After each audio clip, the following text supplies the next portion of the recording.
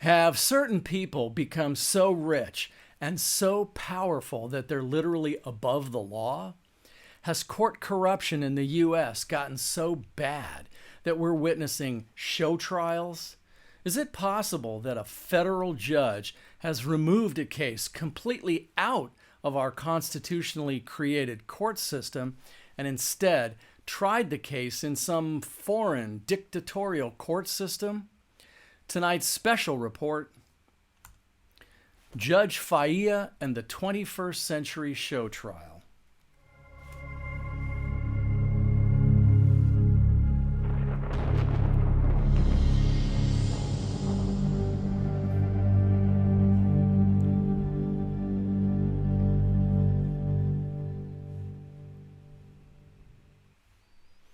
I'm Alexander Baker for the Postmodern Justice Media Project.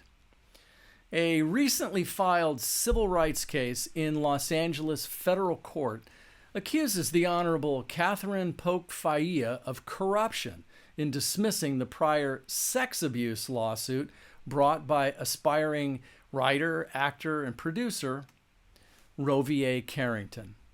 Judge Failla went so far as to issue an injunction prohibiting Carrington from ever filing these claims again. This, despite the judge admitting that, quote, the court never had and will never have the opportunity to learn which, if any, of Carrington's claims are meritorious, unquote.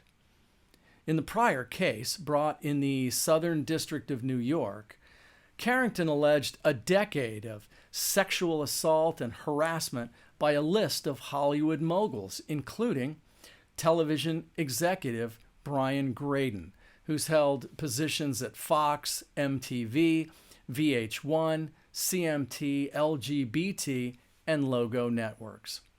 Carrington alleges that he was promised starring roles and lucrative production deals in exchange for sexual favors and being passed around among the entertainment power brokers, including Harvey Weinstein, who's now incarcerated, the late Sumner Redstone, longtime head of Viacom CBS, and the late Brad Gray, former head of Paramount Pictures, who died of cancer in 2017.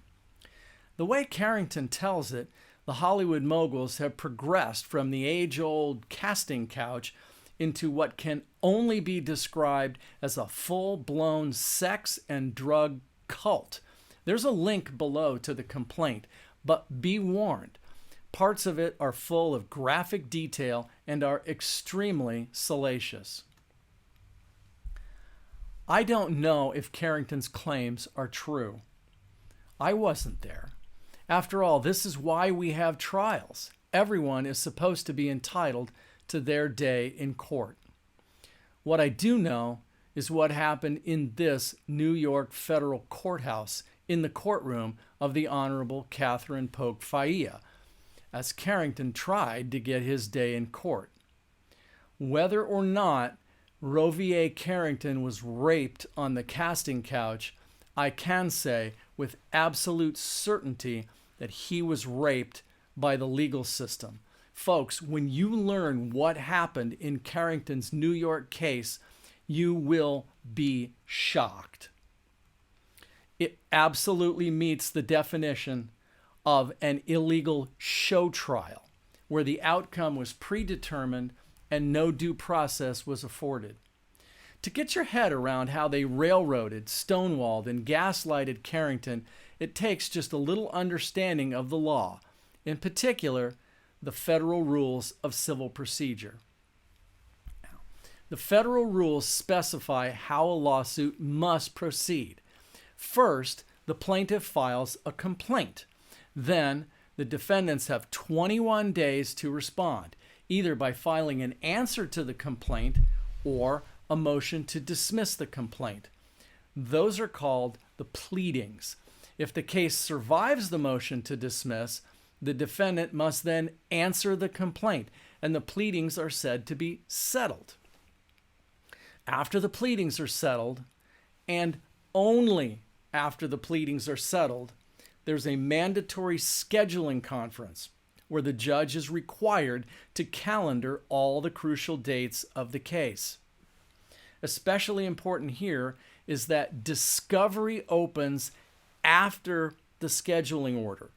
Discovery is the process where the two sides can request documents from each other, take depositions, and so forth. In Carrington's case, none of that happened because Judge Failla did not operate under the federal rules of civil procedure. Rather, Judge Failla insists that all litigation in her courtroom proceeds according to a completely different set of rules, a document titled Individual Rules of Practice in Civil Cases. Now, in my expert opinion, the Carrington case did not proceed in the U.S. District Court system. Rather, it took place in a completely different foreign court system, alien and unknown to the Constitution. 21 days after defendants in the case failed to respond to the complaint, Carrington's attorney normally would have requested an entry of default, which could then lead to a default judgment against the defendants. That didn't happen, which leads me to look with a very skeptical eye toward Carrington's attorney at the time, Kevin Landau. Why didn't Mr. Landau, a very experienced civil litigator, enter a default? Instead, what did happen was this. The defendants in the case were permitted to conduct discovery against Carrington. At issue were a number of emails and texts that Carrington had brought, which he says show that he had made deals to produce and star in a gay-themed reality dating show, and that he subsequently was blacklisted and blackmailed, all while continuing to be passed around for sex. Defendants claimed that the emails were falsified. Subpoenas were issued to Google and GoDaddy and other tech companies to produce copies of the emails and text messages in question. But then, and over Carrington's objections, the documents were not delivered to the court, nor were they delivered to Carrington's expert witness. As I understand it, the documents were delivered first to the defendant's attorneys, who then passed them along to their expert witness. Judge Failla found that Carrington had falsified or spoiled evidence, which ultimately led to Carrington's case being dismissed with prejudice and Carrington hit with hundreds of thousands of dollars in attorney fees and sanctions against him, payable to the defendants. Carrington, who by this point in the case had to represent himself because attorney Kevin Landau had either quit or had been fired, attempted to demonstrate that it was defendants who had falsified and spoiled the email evidence. But Carrington's declaration and exhibits arguing this were mysteriously deleted from Judge Failla's docket. What happened in these discovery proceedings is troubling enough unto itself.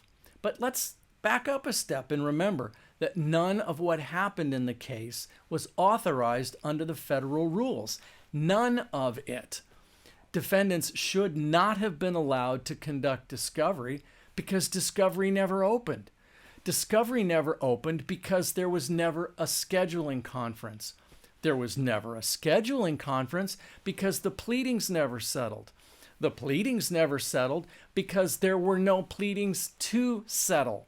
There were no pleadings to settle because defendants were never made to file any sort of responsive pleading to the case. Roe v. Carrington's lawsuit, alleging sex abuse and fraudulent business practices against Hollywood moguls, never even began. Meanwhile, the defendants in the case, that is, the Hollywood moguls like Brian Graydon and Brad Gray, were allowed to become plaintiffs and to sue Carrington. And sue him they did, ultimately coming away with over $500,000 in attorney fee awards. Not only was Carrington's case dismissed with prejudice, Judge Failla issued an injunction prohibiting Carrington from ever filing his lawsuit again. There is precedent for an injunction against filing new lawsuits. It's called a vexatious litigant injunction. And it's proper where the party has had their day in court, where the merits of the case were tried and the person lost fair and square.